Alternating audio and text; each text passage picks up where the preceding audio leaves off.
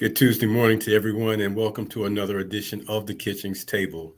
I'm your host, Earl Kitchings, as always, on Tuesday mornings at 10 o'clock.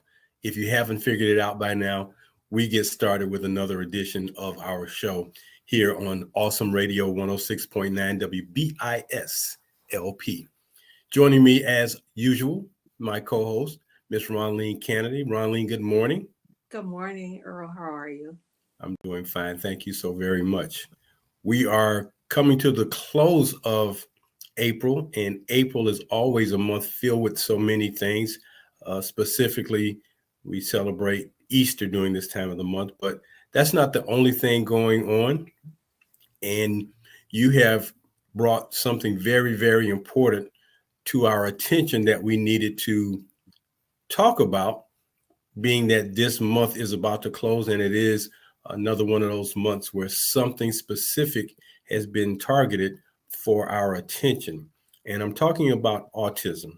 And you thought that talking about this particular illness would be something positive, being that it is Autism Month in April. So I'm going to let you take it away.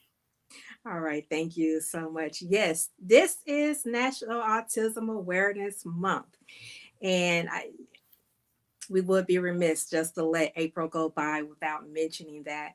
I've had the pleasure of working with some autistic people. They are dynamic, great workers. In fact, all you need to do is instruct them, give them their instructions, and let them take it away. Um, in the restaurant industry, it's just been amazing to see them be able to articulate the instructions that you give them. And I had the pleasure of listening this morning on CBS Mornings, the one that Gail King is on, and they were talking about autism. They were recognizing the National Autism Awareness, and there were two brothers that they presented to us, and one of the brothers who's not autistic always he's been passionate about his brother ever since he was in the world, to let the world know on their TikTok videos. They have so many videos out there, but to let them know that you can interact with your siblings. You don't have to ostracize them just because they have autism. And what autism is, let's talk about that. It's called autism or autism spectrum disorder. It is a neurodevelopmental disorder that affects social communication and behavior. It is a lifelong condition that can manifest in a wide range of ways, and it can vary in severity from mild to severe. Some common features of autism include difficulties with social interaction, communication, and sensory processing, as well as repetitive behaviors or routine. So, what I learned just working with my coworkers at Once Upon a Time, that if you keep them structured in a routine, they can function and they can function well. Some of them are even driving. That's just how this thing can work. And it starts, I got a chance to talk with this particular coworker. His name is Alex. I got a chance to speak with him to ask him what he learned during school. And his school days was as normal as anyone else, and he liked the idea that he was able to participate in holding conversations and things like that. He was telling me in the beginning, like when he was about 4 or 5 years old, he found that it was difficult to hold a conversation, to really be able to connect the dots. And he said for him, that is why puzzles are so important, to be able to connect the dots. So, Earl, do you have any experiences with people that's autistic? I can't say that I have any firsthand experience with any artistic individuals. When I was doing my work at an elementary school, we had an autistic wing of the elementary school that was dedicated to our autistic students. And other than just seeing them in the cafeteria, and a few of them were kind of brought into the mainstream of the school. They were basically in their own wing of the school because of their special needs and their special concerns. Uh, as you were talking about the definition of autism and some of the things that people who have autism are asked or directed to do, it made me think about the fact that in this day and time, when healthcare and specifically mental health care is so critical to the lives of so many people who live in our communities. Once upon a time, we had mental health hospitals that would take care of individuals who may have some mental health issues. At least in our part of the state in Florida, and I know specifically in Tallahassee, where there was a large state hospital for mental illness, these facilities basically have been shut down. They no longer exist in large quantity or in very specific areas of our cities.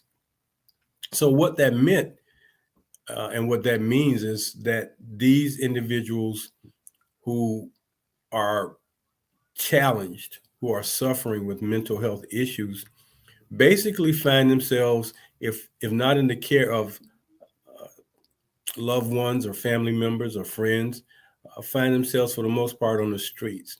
And the sad part about it is when you hear about incidences where the police are involved, some of these individuals have mental health issues that law enforcement is not really equipped to deal with.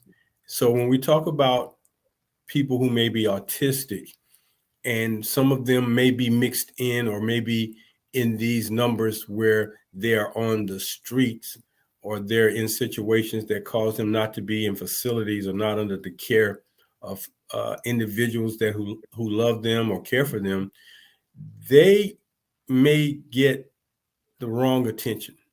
And without the correct attention, it causes some problems.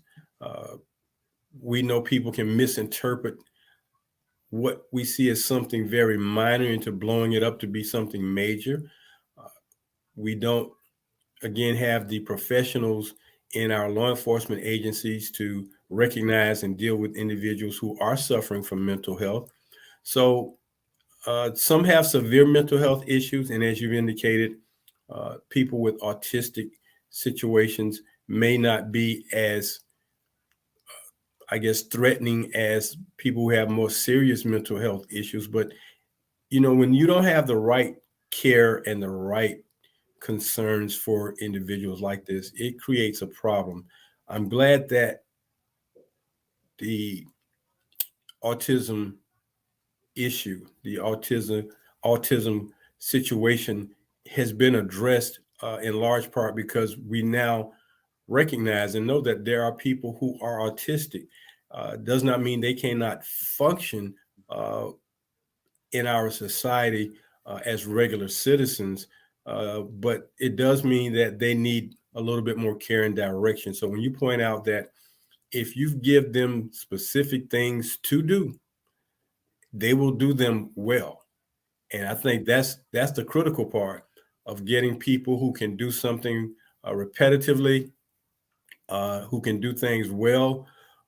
They may not know that we are valuing the quality of work they're doing. They know that they want to do work. They want to be in mainstream. They want to be as much help as they can for those who are on one end of the autism spectrum, because not everyone, Ronleen, is on that side of that spectrum that requires a lot more care and help. As you indicated, there are some individuals who are very, very, very talented and who can do some things, both physically and mentally. It's just that they just need some supervision. I won't say care. They need a little bit more supervision. And I know you're going to talk about a few of these individuals later on. I'm sure they're going to surprise some people about what they actually do as professionals. But we just must take note that individuals who are autistic and require our care and concern and help and support, unlike anyone else, they seek the same thing everybody else in this world looks for: support and help and somebody to care and love them. So we have to be a little bit more mindful, but I'm sure it is a challenge, especially for parents who have to raise children who are autistic. And if you don't get diagnosed early on, you don't really know, what's wrong. You take the worst scenario as opposed to the uh, least positive, and turn it into something that you don't want to manage or deal with. Or, you know, I can recall when we were growing up, uh, we may have had autistic kids in our classrooms and did not know it. No one identified it. We always gave it the negative names. They weren't in their right minds. They were a little off, and things of that nature. And as I think back to that, uh, I don't recall really saying anything negative to someone who may have been mentally challenged and calling them names and things like that.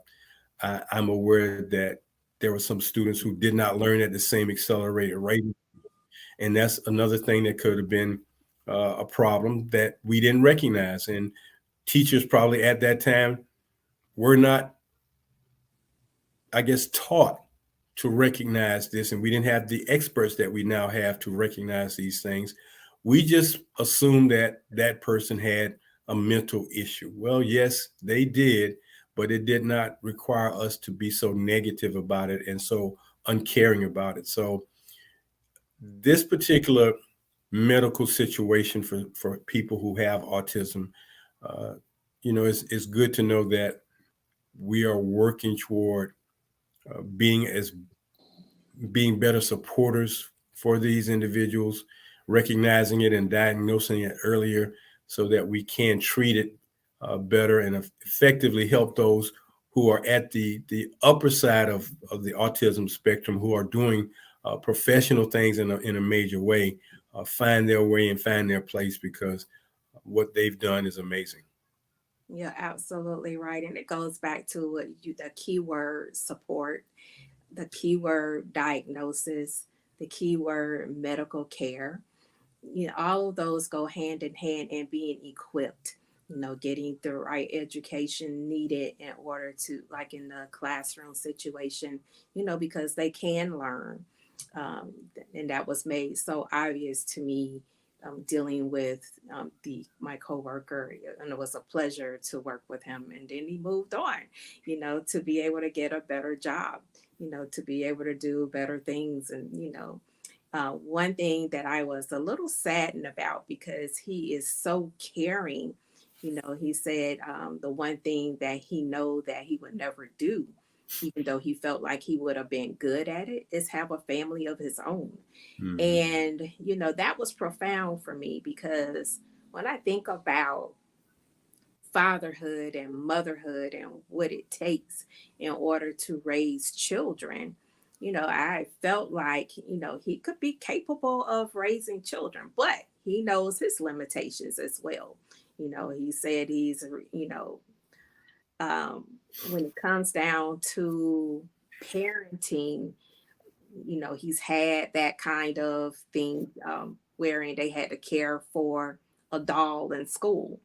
And he said, Hmm. to make those kind of decisions based on healthcare, or what school to go to and that kind of thing. He said, he know what he thinks he would do or should do, but he found out oftentimes those weren't the best decisions for child, his own children, because they could come up with challenge needs as well. And he wouldn't really know what to do, especially what the doctors are telling him and that kind of thing, because he did not always agree with what the doctors were saying, to his parents about him. And he said he wouldn't have followed those directions. He said, but his parents did. And this is why he is so successful today. So he recognized his um, his inability, as he said, to be able to do child rearing on his own. And he said he didn't want to chance that, and get the wrong mother of his children either. So Mhm. uh, Right, right. that that right there was so profound to me that he knew within himself, what his limitations are. And then, as I told him, as he gets older, because at this time he was only 19, 18, 19 when I met him. And, I told him, I said, as you get older and you start maturing more or what have you, you might feel differently later. And he looked at me, was like, you know what, I'm going to give that some thought. He said, because I did. I always wanted children of my own, but I was told that I shouldn't have children of my own. So he was like, but I never considered that I am maturing every day. Well, kudos to him for recognizing that if he applied himself in the ways that could help him to have a family, that he has the potential, he has the opportunity with support, he has the wherewithal because he cares and he loves the fact that he would like to have a family. It can happen, and like he said, well, finding the right partner who can understand and uh, help him in their efforts. And I remember a scene from the movie about Ray Charles when his first son was born. The one question that bothered Ray Charles, you could see it in the movie, was he was concerned that the child was going to be born blind because he was blind. And, Ray Charles was not born blind. Ray Charles became blind over time when he was a young boy.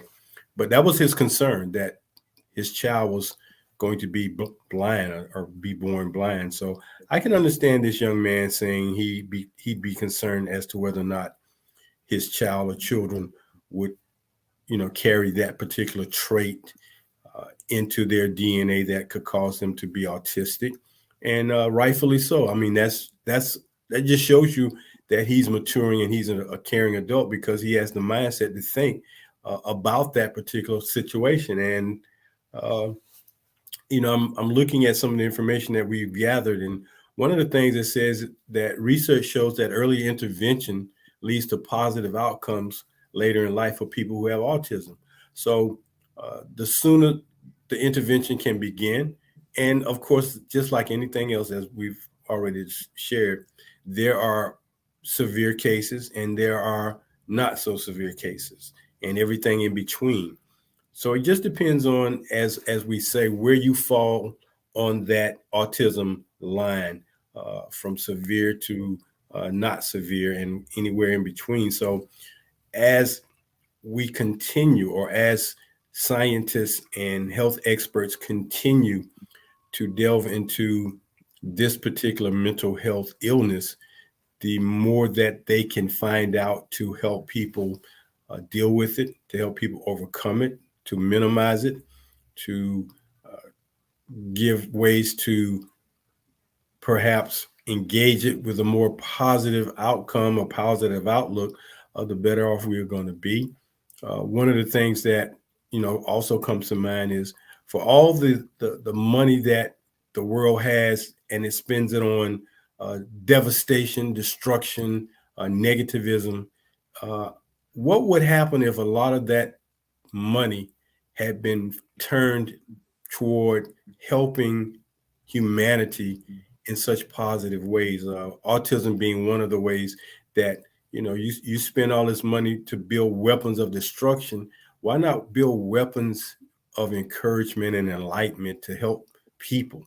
It's just sad that we've got these wars going on when we got other things that are a little bit more important than destroying humanity and civilizations throughout this world. And it's a sad uh, commentary when we talk about the fact that we spend billions of dollars to build weapons to destroy other human beings, but then when we need money to help human beings who are in need, we say we don't have any money. We don't have any money. We can't find any money. Well, you send all the money to build these rockets and missiles and airplanes and all this kind of stuff. I understand the defense part, but if we could find ways to be more caring about humanity, we will probably not need as much weapons of destruction as we say we do. Because there's so much work to be done day to day for humane things as opposed to inhumane things. And, it's unfortunate that we are in a world like that. But I'm glad to know that we have specific professionals who are out here working every day to make a difference in this world of autism. Yes, yes, yes, yes. So let's talk about what organizations are out here. Number one, Autism Speaks. And Autism Speaks is one of the largest autism advocacy organizations in the world. They focus on promoting research, awareness, and advocacy for individuals with autism and their families. They offer a variety of resources and programs, including toolkits, grants, and community events. And when you were talking about the money, I just this is the time to really just focus in on the various organizations to be able to pool your money with, because they are making a difference out here. The Autism Society is another. The Autism Society is a nonprofit organization that provides support and advocacy for individuals with autism and their family as well. They offer a variety of resources, including a national helpline, support groups, and educational materials. Now, that having a support group to be able to hear the stories of how others are coming together to be able to support their loved ones. I think having a support group, having a helpline to be able to go to. I just heard about the one that we have here with the United Way. 211 is another way that we can use for getting help and resources and learning what is here and around us in our surrounding areas.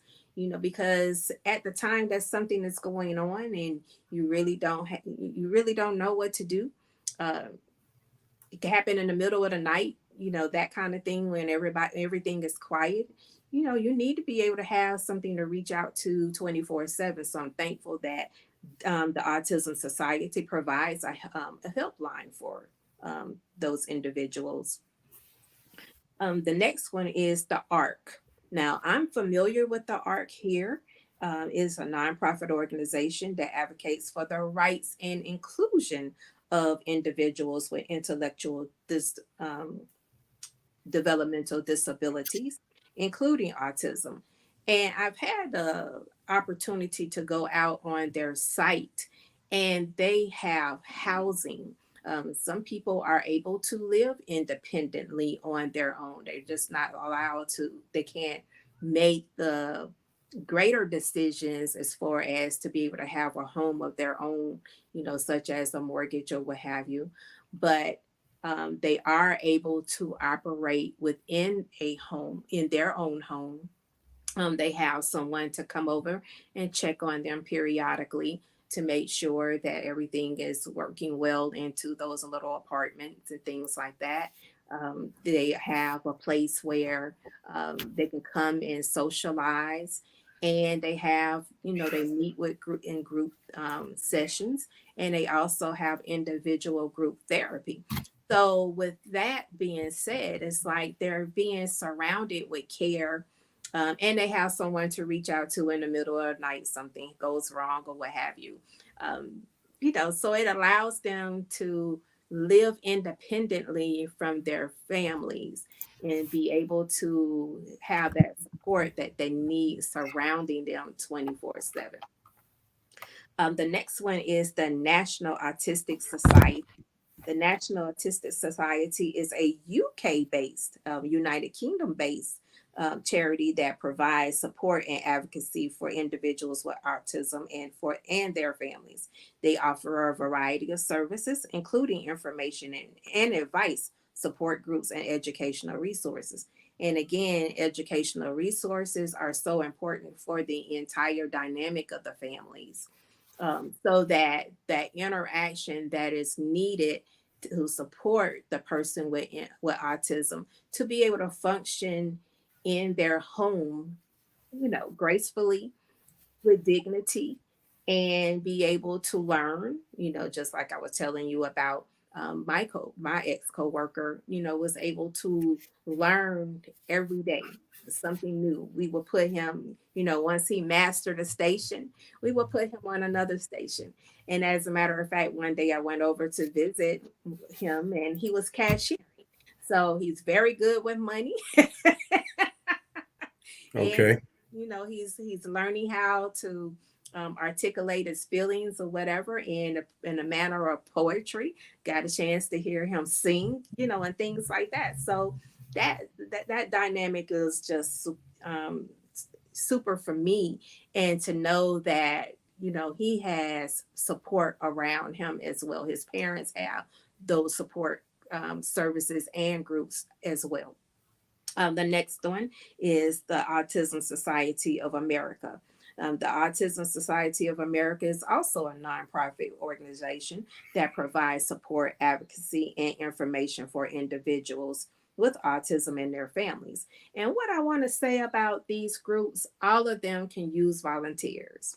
There is never enough volunteers for these groups. And, if this is something that you want to come on board with, to be able to help. And this will help you understand that these people are loving individuals. On CBS Mornings, it was when the young man was talking about his brother.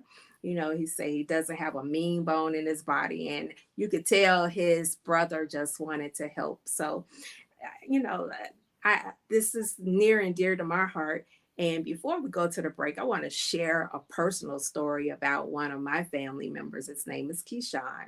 We love Keyshawn, but let me tell you, when he was born, we were so happy that he came into this world, and we were just surrounded with him with love or whatever. But at that time, we didn't know anything was wrong with him. He was functioning as a normal baby. We didn't know. But as time goes on, when they have that growth chart, Earl, and they tell you Hmm. supposed to be doing by this age and what you're supposed to be doing by this age and that kind of thing. Well, as time was going on, we noticed that he wasn't progressing along as the growth chart was saying that he should. So when he was diagnosed with autism, um, the medical professionals went to work very early to be able to teach him sign language, and we had to learn sign language as well in order to be able to communicate with him. But it wasn't until I went to this function with his grand for his with for his grandparents, and we were all sitting around, and someone had the floor and that kind of thing, and Keyshawn said to me, he said, I want a sandwich. And I looked over at him and I looked up at the table, and then it hit me, it dawned on me. I said, Keyshawn wants a sandwich, y'all. Keyshawn wants a sandwich. And everybody turned around. I said, he told me he wants a sandwich. Hmm. And so I was like, they were like, okay, get well, and some of Get them, him a sandwich. yeah, I'm gonna get them the sandwich. I say, but y'all just don't understand. And so then I was like, oh my goodness, Keyshawn is talking. And so then they looked at me and they was like, girl, where have you been? And I was like, hold up, wait a minute. To me, these are Keyshawn's. I'm hearing Keyshawn's very first words, and we Hmm. as parents, we look forward to the first of everything. So I was so happy that he put a sentence together and told me what he wanted. So yes, Keyshawn not only got a sandwich, but I told him, I say, hey, tell me whatever else you want in this plate, right? So I mean, it's those things that just makes a difference, and I thank God for his professionals. He's grown today, graduated high school, running track and field in the Olympics, and making all kinds of, earning all kinds of awards. So Earl, I'm gonna let you take us to the break. Well, thank you, Ronleen, for sharing that story. There's nothing more important than when we have a personal story to share with everyone about something that has affected us directly, about something such as autism or some other situations. But you're listening and watching the Kitchings Table here on Awesome Radio, WBISLP 106.9 FM. You can also catch us on YouTube, Facebook Live, Roku TV, and GPAC 23 for other media social media platforms to catch us on. So we are happy that you are with us, and every Tuesday morning at 10 o'clock here on Awesome Radio, WBISLP. We're here to bring you the Kitchings Table and bring you some news and information, or have some fun with some topics, and whatever we find that we think would be of interest to you, our viewing and listening audience. We are always happy to bring those things to you. It may not always be something you want to know about, but I guarantee you, when you finish listening and watching for the day, you'll be a much more informed individual. And that's one of the things that we work on here at the Kitchings Table, is bringing information and making sure that you know more than you knew before 10 o'clock on a Tuesday morning. So, Ronlene, you've shared all of these, well, at least 5 organizations that deal with autism. And for any of our viewers and listeners who may have someone in their family or may have some friends who have this mental health situation, I hope that one of those organizations uh, can help them if they're looking for help, and if they are in need of reaching out to finding support. Autism Society of America, and I'm sure all of these can be found on the internet. The National Autistic Society, the ARC, the Autism Society, and Autism Speaks. 5 organizations, nationally known, 5 organizations that can provide you with the help and support you may need, or a family member or a friend who may be experiencing the challenges of autism. Uh, and Ronline, I wanted to go over a couple of the risk factors that they highlighted for autism, because they indicate it's just not one thing that causes autism. There's a lot of different factors, and they include the environment, biological and genetic factors as reasons why a child may be more likely to have autism spectrum problems. And they talk about the risk factors that are associated with autism. And while they say they don't know everything about some of the specific causes, they do know that children are at a greater risk for developing autism if, one, they have a sibling with it, two, if they have certain genetic or chromosomal conditions, such as a Fragile X syndrome. And for those of us who remember our biology back in school, you have the XY chromosomes in your DNA. And depending on what type of conditions those chromosomes are in, it can have a significant impact on your well-being and your life as you grow older. Experiencing complications at birth could be a factor or risk factor for children becoming autistic when they're born. And being born to older parents. And I think those last 2 things, when we talk about the death rates of newborns for Black women, uh, those 2 things I think factor in greatly. And the only reason why Black women have this health condition is because they can't get proper medical attention in the communities in which they live. But if there's some complications during birth, there are always going to be risk factors. It may not be autism. It could be muscular dystrophy. It could be sickle cell. It could be a number of medical situations that may come out of a complex or a birth with complications. But then the last one, being born to older parents. And although they don't state the age, would you have any idea what that timeline should be, to maybe to cut off having children? I know you can't always guarantee that, but it doesn't say. But when they say older parents, it's like, well, what age is that? How old is older? I mean, 30s, 40s, 50s. I guess, if you get into your 50s and you're still having children, that is a cause. I'm sure that your physician will be cautious and very, very on edge about the physical condition of not only the mother, but the child. And knowing that your child could become autistic or be born with autism is something that you have to really, really be concerned about. So, any thoughts on that? Yes. So being that when you're born with your reproductive system in place already for the women, meaning that the eggs are already there. So by the time you start having children in your 20s and 30s, your eggs are already 20 and 30 years old. That what you have. And so when you think about age being a factor, the longer you wait to have children, the older your eggs are. And so I can really understand the genetics and the studies dealing with that. So 30 and 40, 50-year-old eggs, I could see that being challenging. Um, but yet many people who are older, they're having children and the children turn out just fine. So I just think that it's a risk.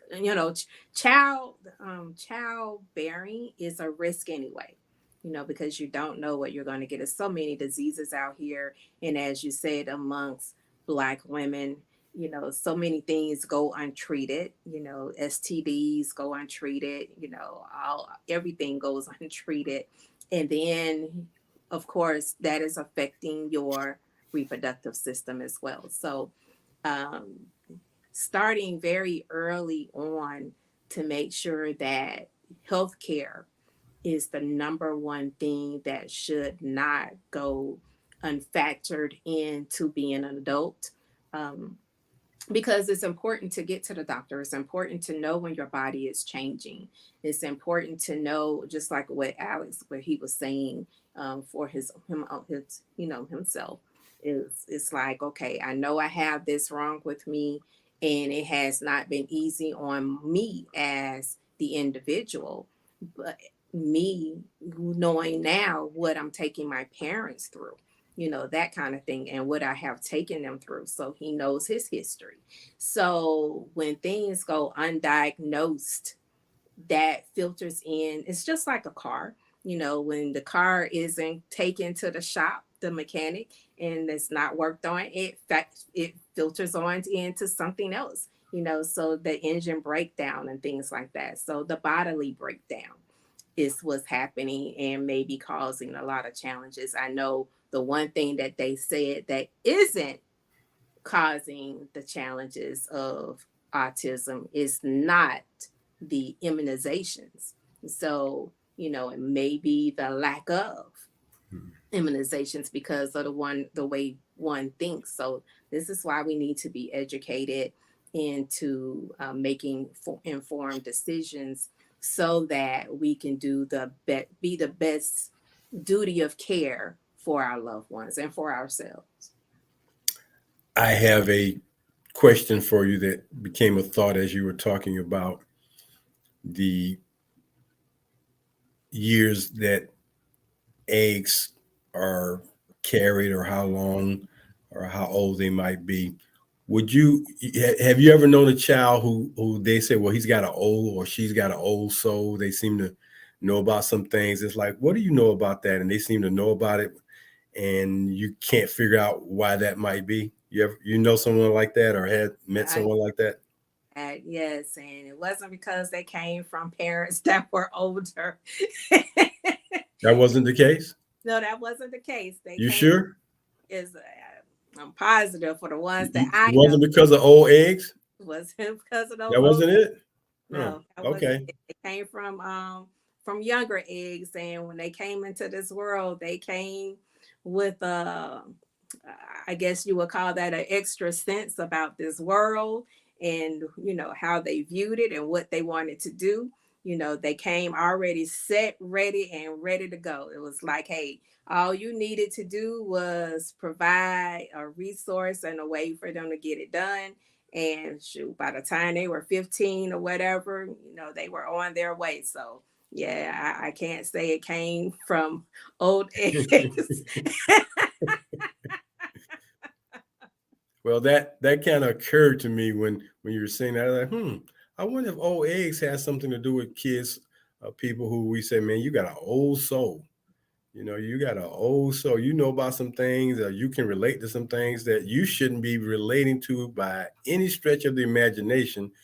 But yet, here you are talking about things that relate to my time of growing up at your age. But that just kind of struck me. But it's interesting that when we've met those kind of individuals, we're always amazed at how they relate to things that seem to be, 20, 30 years older than what they should know anything about, unless, especially when they're young. It's like, I know music, for instance, you got a musical soul that you like old music, old school music. It's like, how is that possible? You don't even know anything about this type of music, but you have a love for it like you wouldn't believe, or you can play it like you wouldn't believe. And it's like, okay, well, things like that happen, and it's interesting that things like that happen. But you say it's not the old eggs. No, it's not the old eggs. I mean, Okay. I have too many examples where they came from young parents. So no. Okay. All right. Well, those chromosomes are working. Yes, yes, yes. So wherever autism came from, I don't know, but I tell you what, I can't say. And even with the two people that I talked about today, they didn't come from old eggs. I mean, the eggs weren't like 2 or 3 years old, no, but yeah, they didn't come from. They got some old chromosomes. Yeah. Their parents passed along some pieces of some old chromosomes, which they passed on to their children. So uh, you can't quantify whether or not there's some old chromosomes that don't get passed along. Eggs, no. Chromosomes, you don't know. Okay, Yeah, well, we we don't know. don't know, but okay, well, let's just say maybe they got some old chromosome pieces that got into their DNA from their parents, who got it from their parents, and that's how they get that old soul that we talk about when children or young people know some things, or are engaged or like things that come from years before their time, and they just have a propensity to engage it and embody it. And I remember a young man when I was working at Bethune-Cookman, one of our football players. He had an old soul. We could talk about some things that I'm like, man, I don't know where you have gotten this from. And he indicated that sometimes he would talk to his parents about some things from back during the time when they were growing up, and he listened, and it just came to him, and was in him. And I'm like, wow, well, whatever y'all talked about, whatever y'all did, it stuck, because when we would have conversations at times, it's nothing like having a conversation with a young person who can talk at your level, even though there's a 20-year difference, and you can communicate. And it's like, you understand what I'm talking about. And they can start telling you some things that make you be like, oh, wow, Mhm. you really do know what I'm talking about. And you really do understand. So that's a good thing. You mentioned that uh, some autistic individuals participate in Paralympic games, and you had identified a few individuals who were successful in their professional careers. Would you share with everyone some of the names and just some brief background or bios about some of these individuals who are autistic but are doing some amazing things? Yes, so let's first out the box. Armani Williams. He's the African American professional race car driver who competes in the ARCA Series. He So was that's the just for those of us who are auto racing buffs, that would be ARCA Menards Series. ARCA is a lower division of NASCAR. Okay, yeah, thank you for that. And he was diagnosed with autism spectrum disorder at a young age, but he did not let that stop him from pursuing his dream of becoming a professional race car driver. It says Williams started racing go-karts at the age of 8 and later moved up to race cars. He made his debut in the ARCA Menard Series in 2018 and has since competed in several races, including at the famous Daytona International Speedway. It says Williams is also an advocate for autism awareness and encourages others on the autism spectrum to pursue their passion and dreams. And I thought that was so profound because that's what Alex was letting me know. He was letting me know about his parents and what he loved about his parents and his brother. They always encouraged him to pursue whatever it was in life that he wanted to pursue. So, um, this right here, like I say, Alex drives. He's very careful, is very articulate behind the wheel and that kind of thing. I trust my life to him. So, to know that there's Armani Williams, just participating in the Daytona International Speedway, that's greatness for me. Okay. And next you have. The Kalinian Bennett. She's an African American college athlete who made history as the first athlete with autism to sign a national letter of intent to play a team sport at the Division I level. Bennett is from Little Rock, Arkansas, and was diagnosed with autism at the age of as a young age, and struggled with social interactions and communication. And this is one thing that puts the barrier, the challenge there is because they're not able to make those social interactions. And however, he found his passion in basketball and became an excellent player. In 2020, Bennett signed a play college basketball for Kent State University, becoming the first athlete with autism to receive a Division I scholarship. Bennett has since become a role model for young athletes with autism, inspiring them to pursue their dreams and work hard to achieve their goals. So he's a basketball player. And then lastly, we have Brianna Clark, is an American Paralympic track and field athlete who competes in the T20 classification for athletes with intellectual disabilities. She was born on June 6, 1994, in Los Angeles, California. And Clark made her debut in 2016 at the Summer Paralympics in Rio de Janeiro, Brazil, where she won a gold medal in the women's 400 T20 event, setting a new Paralympic record of 57.79 seconds. She also competed in the women's 4 times by 100 meters, T35 30, through 38 relay, where her team finished fifth.